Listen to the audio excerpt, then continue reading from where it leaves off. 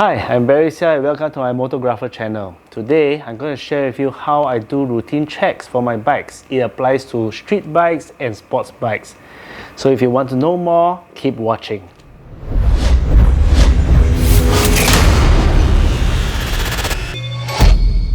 Having rusted parts on your bike is a big no-go.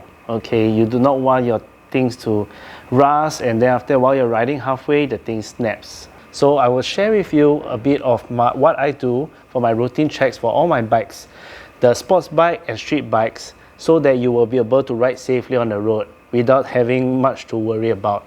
At the same time, you get to understand your bike better. So let's get to it. Alright, what I use is the RP7 Shelly, the multi-purpose lubricant. You can use also WD-40, but I prefer using this as I find it lasts longer.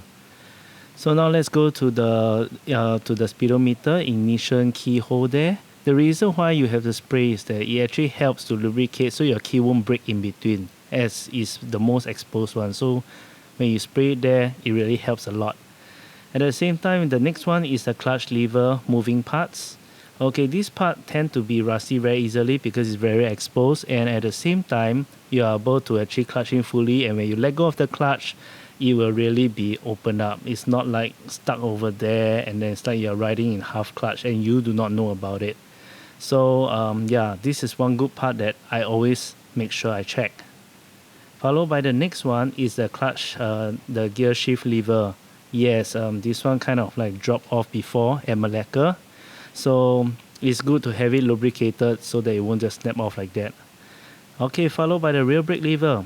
Also moving parts. And then check and make sure everything goes on smoothly. You won't want it to, you rear brake and then it snapped. Followed by the rest of the others, the pillion, pegs, and also the helmet lock. So you won't have all rust issues. And remember to check your chain. If your chain is looped enough, leave it alone. But if it's not, just lubricate it. It is good to lubricate, you know, after the next day after rain. And there you go. If you notice, I actually spray just nice for each part. I do not overspray them. You're supposed to just lubricate part by part and not like spray paint your bike or whatsoever. So don't overspray it and to prevent it from leaking onto the surface of your tires. And with this type of whole thing, with this type of routine check going on, you will actually understand your bike even better. You will know which part is going to wear off or which part is having issues. You might even check. You might even find out that actually your bikes, you have some seal that is actually leaking. You know, this type of small little things we tend to overlook when we actually take our bike, go to work, and come back again. So it is good to have this type of habit. So I hope you like this video and see you in my next video.